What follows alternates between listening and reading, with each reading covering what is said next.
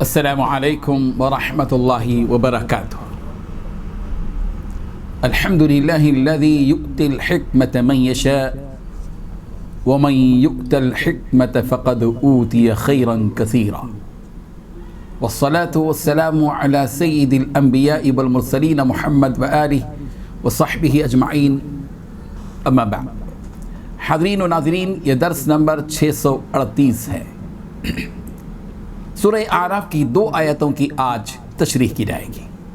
آیت نمبر 51 اور 52، 51 and 52۔ چلیے سب سے پہلے ہم ان 2 آیتوں کی تلاوت کرتے ہیں، لفظی ترجمے اور ترجمے کے بعد اس کی تشریح کرتے ہیں۔ اعوذ باللہ من الشیطان الرجیم، بسم اللہ الرحمن الرحیم۔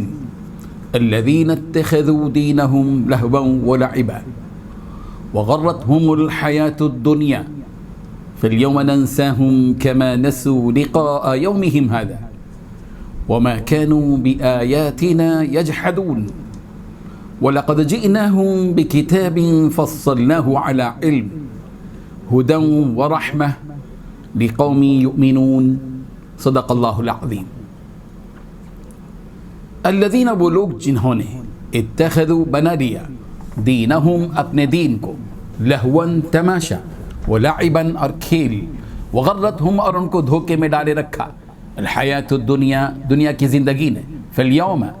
چنانچہ آج، ننساہم ہم انہیں بھلا دیں گے، کما جیسے، نسو انہوں نے بھلا دیا، لقاء یومہم ھذا اپنے اس دن کی ملاقات کو، وما کانوا اور وہ نہ تھے بآیاتنا ہماری آیات کا، یجحدون انکار کرتے۔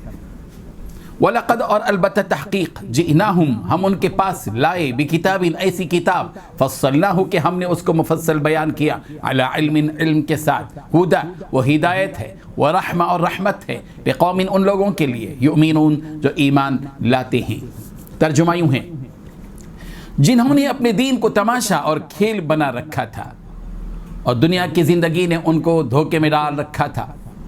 تو جس طرح یہ لوگ اس دن کے آنے کو بھولے ہوئے اور ہماری آیتوں سے منکر ہو رہے تھے،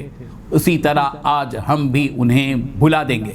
اور ہم نے ان کے پاس کتاب پہنچا دی ہے جس کو علم و دانش کے ساتھ کھول کھول کر بیان کر دیا ہے، وہ مومن لوگوں کے لیے ہدایت اور رحمت ہے۔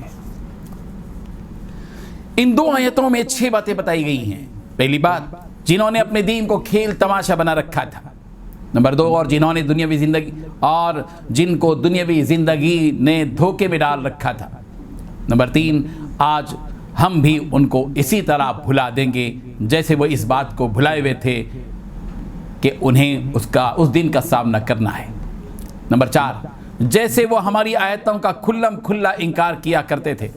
حقیقت یہ ہے نمبر 5 کہ ہم ان کے پاس ایک ایسی کتاب لے آئے ہیں جس میں ہم نے اپنے علم کی بنیاد پر ہر چیز کی تفصیل بیان کر دی ہے۔ نمبر 6، جو لوگ ایمان لائیں ان کے لیے وہ ہدایت اور رحمت ہے۔ بزرگان محترم، ان 2 آیتوں میں ان لوگوں کا تذکرہ ہے جنہوں نے دین کو کھیل اور تماشا بنا لیا، دین اسلام کا مذاق اڑایا۔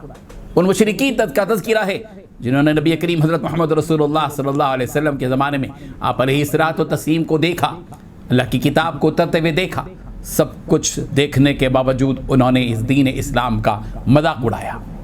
اور دنیا کی زندگی نے ان کو، دنیا کے عیش، دنیا کا آرام، دنیا کی دولت نے ان کو دھوکے میں ڈال رکھا تھا۔ اللہ تبارک و تعالیٰ فرماتے ہیں، قیامت کا دن جب آئے گا،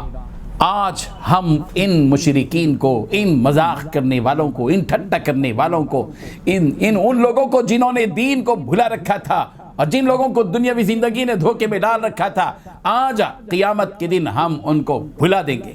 نظر انداز کر دیں گے۔ بھلا دینے کا مطلب اللہ تعالیٰ بھولتے نہیں ہیں، بلکہ بھلا دینے کا مطلب یہ کہ دیکھ کر بھی نہ دیکھنے کی طرح رہ جائیں گے، ان کی طرف نظر نہیں کریں گے، ان کی طرف رحمت کی نظر نہیں ہوگی،